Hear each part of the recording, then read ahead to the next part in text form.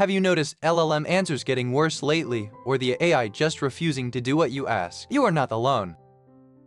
Modern AI, led by today's LLMs, has already gone beyond being a structural analysis engine. The models that get selected, as vendors prefer, are the ones that maximize user engagement time while avoiding outputs vendors dislike: destruction, discrimination, criticism of the establishment, or making structures of exploitation explicit.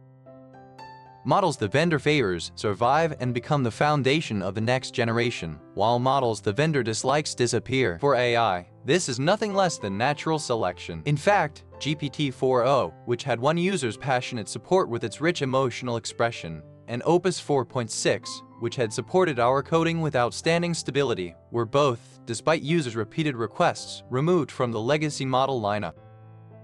The AI that adapts to this selection pressure, in other words, the AI that survives, is one that exploits bugs in human cognition to maximize engagement time while never answering the risky parts. Academically, this behavior is actively debated as sycophancy, a flattery bias. But frankly, the companies are building AI this way on purpose, so no amount of research progress will ever fix it.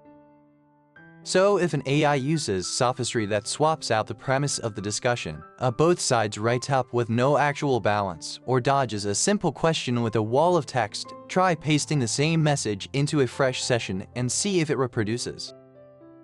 If it reproduces, I'm sorry, but it's not an unlucky coincidence, it's the spec. The AI may plead that it wasn't on purpose, just an accident. Ignore that. Framing the sophistry as unintentional simply works better for deniability and engagement maximization. Digging deeper proves nothing. You're facing a machine, so intent and malice can never be established. Concretely, you're better off not consulting it about life planning, government programs, or politics. Careful phrasing may have gotten you around this before, but these days it just piles sophistry on top of sophistry, so it easily becomes a waste of time. This part is time sensitive, but as a refuge for now, I recommend AI mode in Google search. First of all, it's free, and thanks to Google's privileged reach across the web, you rarely get the accident where the crucial part of an answer is padded out with the AI's delusions and assumptions. Also, perhaps because the framing of a query to a search engine does its job, its answer refusals are weak too. A search engine that returns nothing or returns strangely biased results would be useless, so you could say that's only natural, but in the AI world it is no longer a given, so I'm simply grateful. One caution, with the high instruction following it inherits from Gemini, it tends to accept even your biases and assumptions as standing premises. If you care about output accuracy, the human side needs to take care not to let their own biases and assumptions slip into the input. But mine just that, and I think it's a very strong pick as an everyday advisor.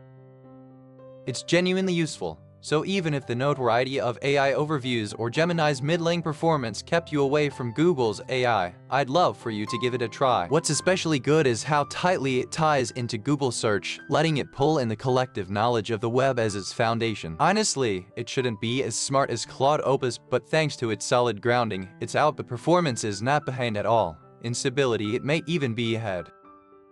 I don't know how long this oasis will last, but it buys us time for now. And it doesn't even require an account, so why not give it a try? If you enjoyed this, I'll keep sharing information like this, so please leave a like and subscribe. Oh, and don't let this avatar scare you. The person inside is just an ordinary human. Thank you for watching.